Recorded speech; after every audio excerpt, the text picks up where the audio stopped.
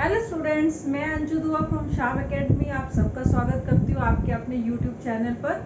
तो आज हम जो क्लास 11 का ऑलरेडी डिस्कस कर चुके थे कुछ terms, basic accounting terms chapter number 2, तो उससे नेक्स्ट के टर्म्स हम डिस्कस करते हैं। चलिए स्टार्ट करते हैं। सबसे पहले जो टर्म हम डिस्कस करेंगे that is discount. What is discount?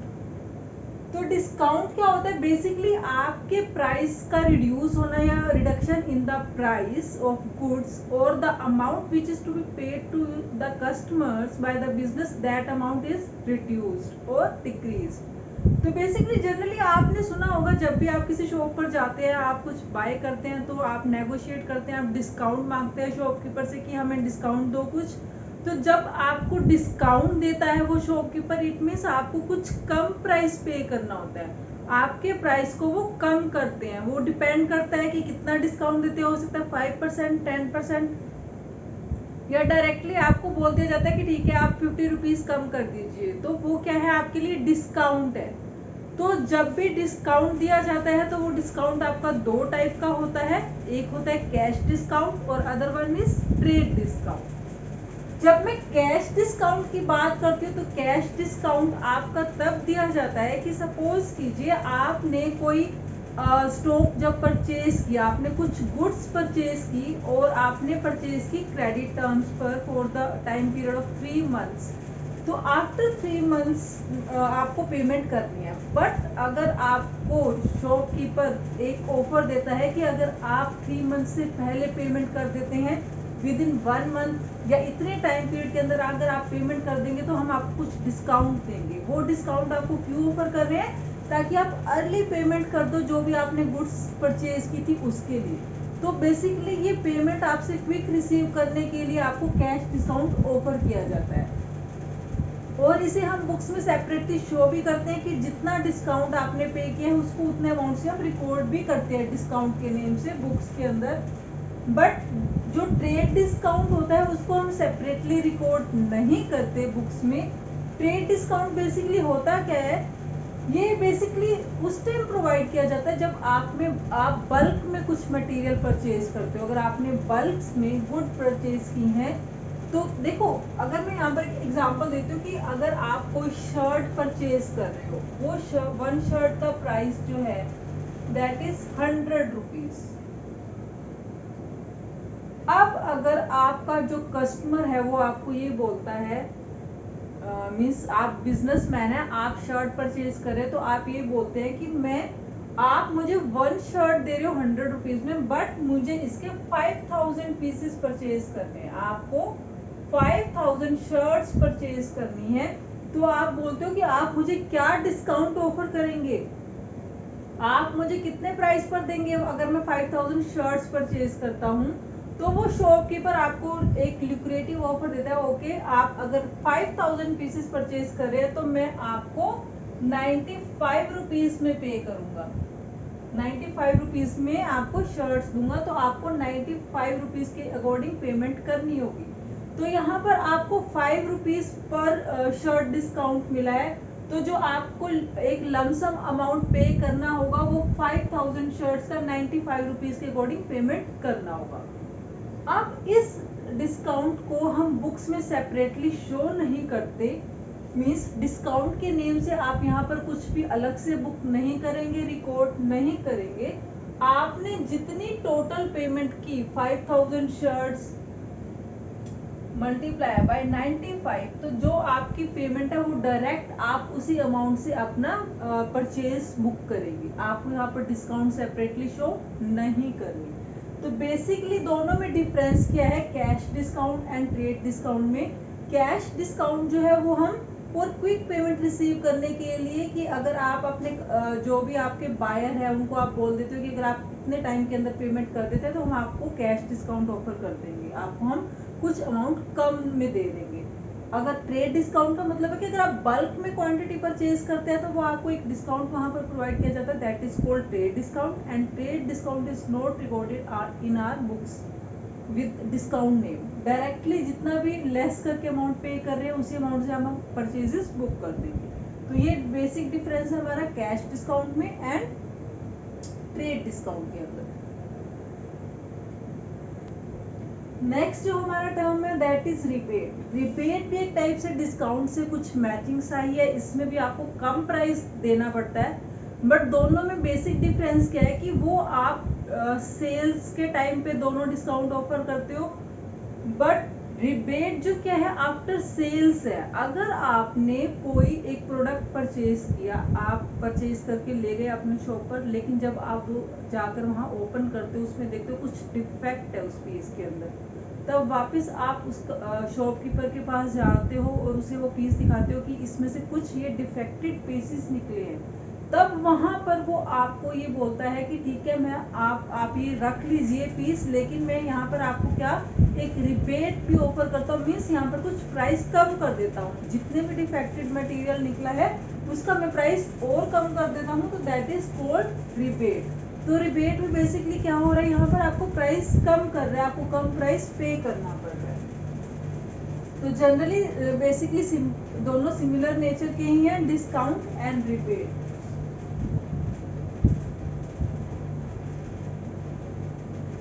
फिर हम बात करते हैं गुड्स। गुड्स क्या होती हैं? गुड्स क्या होती हैं? दे आर मतलब anything which you purchase for your business for the purpose of resale or in which the business deal। ऐसी वो सारी चीजें, वस्तुएं, गुड्स, थिंग्स जिनमें बिजनेस डील करता है for the purpose of resale. जो भी आप अपने बिजनेस में परचेज करते हो उसको आगे रीसेल करने के लिए वो सारी चीजें आपकी क्या कहलाती हैं? गुड्स। गुड्स और जो फिक्स एसेट है दोनों में बेसिक डिफरेंस क्या है कि गुड्स आप उस पर्पस के लिए परचेज करते हो जब आप उनको रीसेल करते हो, लेकिन फिक्स एसेट आप रीसेल के पर्पस से नहीं परचेज करते। फिक्स एसेट आप अपने बिजनेस में यूज करने के लिए फॉर द लॉन्ग टर्म, एक जो लॉन्ग टर्म में आपको बेनिफिट प्रोवाइड करेंगी वो है आपकी फिक्स एसेट, और फिक्स एसेट आप रीसेल के पर्पस से परचेज नहीं करते। नेक्स्ट टर्म हम डिस्कस करते हैं, यहाँ पर नेक्स्ट जो टर्म डिस्कस कर रहे हैं दैट इज स्टॉक। अब स्टॉक क्या होता है? आप जनरली देखते हो जब भी अगर कोई एक शॉप है उसमें आप देखते हो कि इतना सारा उन्होंने एक अपने पास स्टॉक रखा, मीन्स जो भी थिंग्स में, गुड्स में वो डील करते हैं वो उनके पास एग्जिस्ट करता है उनकी शॉप में, जो अभी तक सेल नहीं हुआ।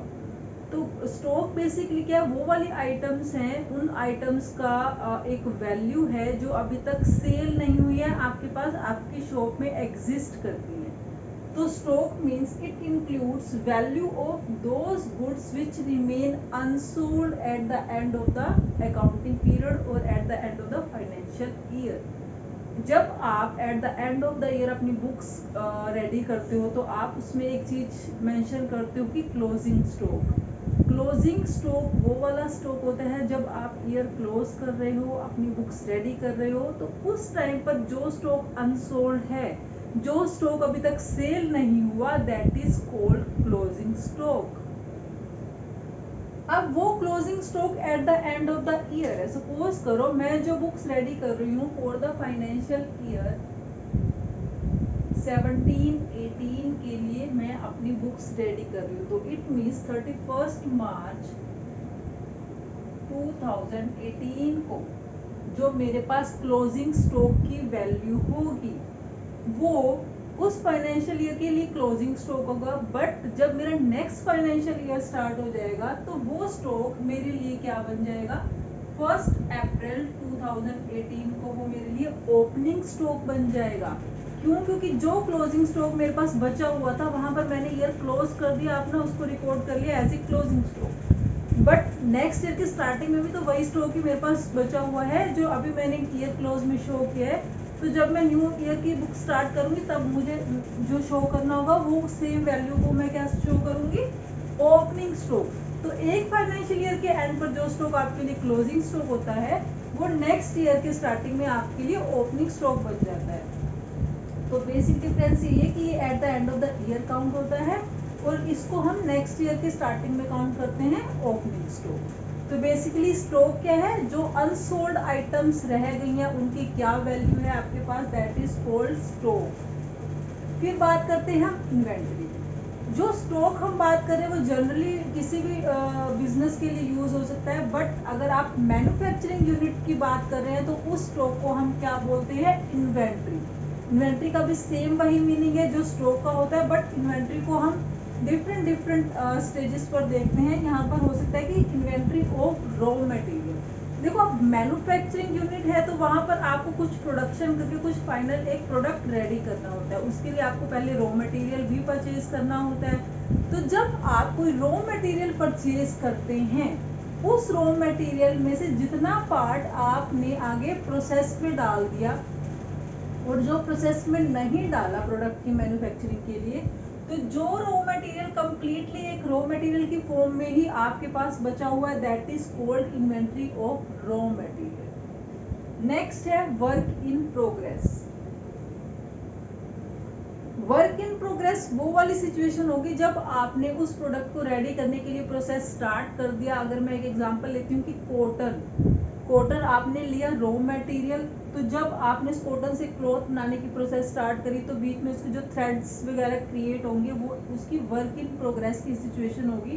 तो जितना कॉटन उस थ्रेड को बनाने में यूज हो चुका है और वहां पर थ्रेड प्रोसेस हो रहा है, तो वो आपकी वर्क इन प्रोग्रेस वाली सिचुएशन है। फिर फाइनली जब आपका एक क्लॉथ रेडी हो जाएगा, that is called finish goods. तो अब फिनिश गुड्स तो वो वाला प्रोडक्ट हो गया जिसको आपने मार्केट में सेल करना है। आपका प्रोडक्ट रेडी हो गया, आपको क्लॉथ रेडी करना था, आपने क्लॉथ रेडी कर दिया। तो अब वो क्लॉथ कितना आपके पास at the end of the financial year है, that is called inventory of the finish goods. तो दोनों में बेसिक डिफरेंस क्या है, स्टॉक एंड इन्वेंट्री में। स्टॉक हम जनरली किसी भी बिजनेस के लिए यूज कर सकते हैं, बट इन्वेंट्री को हम मैन्युफैक्चरिंग यूनिट में ही कंसीडर करते हैं जब आपको एक प्रोडक्ट रेडी करना है, रॉ मटेरियल लेना है, उसको प्रोसेस में डालना है और फाइनली एक आपका फिनिश गुड जब रेडी होता है, तो दैट इज कॉल्ड इन्वेंट्री। तो ये दोनों में एक बेसिक डिफरेंस था। नेक्स्ट टर्म हमारी जो है डिस्कस करते हैं। नेक्स्ट टर्म हमारी है परचेजेस। परचेजेस क्या होता है, देखो परचेजेस हम उस टाइम यूज करते हैं, होता ये गुड्स के लिए है जब आपको कोई गुड्स परचेज करते हैं। देखो आप या तो गुड्स परचेज करते हैं या सर्विसेज बाय करते हैं या फिर आपकी एक फिक्स एसेट्स होती है। तो जब भी आप बिजनेस में गुड्स परचेज करते हैं, गुड्स का मीनिंग जिसमें एक बिजनेस डील करता है, जिसमें एक कोई आपने थिंग परचेज करी for the purpose of resale. तो जब भी आप वो आइटम्स परचेज करते हैं जिन्हें आपने रीसेल करना है, जिसमें आप डील करते हैं, तो बेसिकली जब भी वो आप गुड्स परचेज करते हैं तो हम उन्हें अपनी बुक्स में रिकॉर्ड करते हैं by the name of purchases. But जब आप फिक्स एसेट परचेज करते हैं तो आप पर्टिकुलरली उस एसेट के नेम से ही रिकॉर्ड करते हैं अपनी बुक्स में। बट अब जब आप गुड्स परचेज करते हैं तो हम गुड्स को परचेजेस के नेम से अपनी बुक्स में रिकॉर्ड करते हैं। सपोज करो मैं एक एग्जांपल लेती हूँ कि आपका जो है एक बिजनेस है स्टेशनरी का, तो स्टेशनरी आपने for the purpose of resale purchase किया, तो मैं यहाँ पर उसको एज ए जो रिकॉर्ड करूंगी कि आपने बाय किया तो परचेजेस से रिकॉर्ड करूंगी। या फिर मैं एक क्लॉथ का एग्जांपल लेती हूँ कि अगर आप कोई एक आप क्लॉथ मर्चेंट है, उसमें डील करते हैं क्लॉथ को सेल करना, परचेज करना, तो वो क्लॉथ आपके लिए गुड्स है। तो जब भी आप क्लॉथ बाय करेंगे तो आप उसको परचेज से रिकॉर्ड करेंगे अपने बुक्स में। दूसरा मैं अगर बात करती हूँ, अगर किसी का क्लॉथ बाय करने का और सेल करने का नहीं है, बेसिकली मैंने अगर एक इंडिविजुअल किसी ने बाय किया है cloth for the purpose of, अगर आपने कर्टन बनाने के लिए अपने बिजनेस में आपकी एक शॉप है या ऑफिस है, वहाँ कर्टन बनाने के लिए आपने कोई क्लॉथ परचेज किया है, तो वो आपके लिए गुड्स नहीं है, वो आपकी एसेट्स में काउंट होगा। तो वहाँ पर उसको आप परचेजेस से शो नहीं करेंगे। फिर बात आती है सेल्स की। सेल्स क्या होती है, जब आप कोई गुड्स परचेज कर रहे हैं या कोई सर्विसेज ले रहे हैं, तो बेसिकली जब आप उसमें उसकी ओनरशिप को ट्रांसफर कर रहे हैं। पहले वो गुड्स मेरे पास थी, मैं एक बिजनेसमैन हूँ, बट जब मेरे कस्टमर ने वो गुड्स मुझसे बाय कर ली, तो मैंने उस ओनरशिप को उस कस्टमर को ट्रांसफर कर दिया, उस गुड्स की ओनरशिप को कस्टमर को ट्रांसफर कर दिया फॉर ए प्राइस। अगर आप विदाउट प्राइस के कोई ओनरशिप ट्रांसफर कर रहे हैं, that is not called a sales. But for the price अगर आप उस गुड्स या सर्विसेज की ओनरशिप को ट्रांसफर कर रहे हैं, दैट इज कॉल्ड सेल्स। तो it generally means transfer of ownership of goods और services to a customer for a price. अगर आपका काम है क्लॉथ को सेल परचेज करना, तो जो आपने क्लॉथ सेल किया उसके अगेंस्ट आप प्राइस भी लेंगे। कुछ आपने प्राइस लिया, आपने एक अमाउंट लिया उस क्लॉथ के लिए, उस अमाउंट के बदले में आपने उस क्लॉथ को उस कस्टमर को दे दिया। तो यहाँ पर क्लॉथ की ओनरशिप चेंज हो गई, पहले मेरे पास था वो क्लॉथ, अब मेरे कस्टमर के पास है, बट फॉर द प्राइस आपने उसके अगेंस्ट प्राइस चार्ज किया है कस्टमर से। तो that is called sales. Next term जो हम डिस्कस करेंगे, नेक्स्ट टर्म है हमारी इनकम। इनकम क्या होती है? देखो, बिजनेस में आपके पास दो टाइप की जो पे होते हैं। एक तो आपने गुड्स परचेज की और फिर उन गुड्स को आपने आगे सेल किया। जब आपने उन गुड्स को परचेज किया तो उसके लिए आपने कुछ अमाउंट भी पे किया होगा, दैट इज कॉल्ड एक्सपेंस। जो आपके गुड की कॉस्ट है, जितनी कॉस्ट में आपने उसको बाय किया, that is called expense for the business. अब दूसरी बात आती है रेवेन्यू की। जब आपने उस गुड्स को परचेज कर लिया, अब आपका काम है उसको आगे सेल करना। जब आपने अपने कस्टमर को वो गुड्स सेल की, तो कितने प्राइस में आपने उसको सेल किया, सेल प्राइस कितना चार्ज किया आपने, दैट इज कॉल्ड रेवेन्यू। तो यहाँ पर दो टर्म हो गई आपके पास डिफरेंट, एक is revenue and other is expensive. Revenue means जो आपने सेल प्राइस लिया, आपने जितने में गुड्स सेल की, और एक्सपेंस जितने में आपने गुड्स परचेज की। तो बेसिक डिफरेंस जो आपका इनकम का आएगा, that is revenue minus expenses. जितने में आपने गुड्स सेल की माइनस जितने में गुड्स परचेज की, that is called income for the business.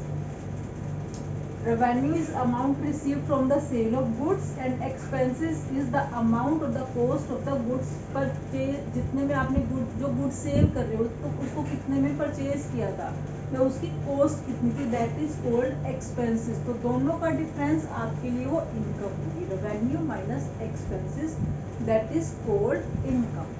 अब बात आती है प्रॉफिट की। प्रॉफिट जनरली जो हम देखते हैं eight the end of the year देखते हैं, तो eight the end of the year total कितने रेवेन्यू जनरेट हुए और टोटल कितने एक्सपेंसेस किए आपने, उनका डिफरेंस आपके लिए क्या होगा, प्रॉफिट। तो profit is equal to total revenue minus total expenses. हर एक, देखो जनरली बिजनेस के अंदर मैं हर एक आइटम जब भी सेल करती हूँ तो मैं ये नहीं काउंट करती कि उस आइटम की सेल पर मुझे कितना प्रॉफिट हुआ। प्रॉफिट जनरली मैं eight the end of the year he count करती हूँ। तो तब तक मेरी टोटल रेवेन्यू कितनी रिकॉर्ड हुई है और टोटल एक्सपेंसेस कितने हुए, तो eight the end of year में उनका एक डिफरेंस काउंट करूंगी, दैट इज कॉल्ड प्रॉफिट। फिर बात आती है गेन क्या होता है। जनरली जिन गुड्स में बिजनेस डील करता है, उसको सेल परचेज करने से जो भी अर्न करता है वो एक इनकम या फिर profit, that is called related to the goods. But अगर कोई फिक्स असेट हम सेल करते हैं, क्योंकि फिक्स असेट हमने बिजनेस में लॉन्ग टर्म यूज के लिए परचेज की थी, अब उस फिक्स असेट का मेरे लिए हो सकता है यूज ना हो, वो इस सिचुएशन में नहीं है कि मुझे वो बेनिफिट दे रही है बिजनेस के अंदर, तो जब मैं उस फिक्स असेट को सेल करूंगी तो उससे जो मुझे एक अमाउंट मिलेगा, जो अमाउंट मैं रिसीव करूंगी सेल करने से, तो that is related to, that is called gain. तो बेसिकली जब मैं कोई फिक्स असेट सेल करती हूँ और जितने में मैंने उसको एक परचेज किया था, अब मैं कितने प्राइस पर उसको सेल कर रही हूँ, तो अगर आपका सेल प्राइस ज़्यादा है आपकी कॉस्टिंग से, आपकी परचेज प्राइस से, तो दैट विल कॉल्ड गेन। तो बेसिकली आपको इतना माइंड में रखना है कि गेन जो है वो रिलेटेड होता है फिक्स असेट से। इंसिडेंटली आपको कोई फिक्स असेट सेल करनी पड़ रही है, तो जब आप ज़्यादा में सेल कर रहे हैं बाइंग प्राइस से, तो that is called gain for your business. तो आज की हम इस वीडियो में इतनी टर्म्स डिस्कस करेंगे। कुछ और टर्म्स रह गई हैं इंपॉर्टेंट टर्म्स, वो हम डिस्कस करेंगे नेक्स्ट वीडियो में। तब तक टेक केयर, बाय।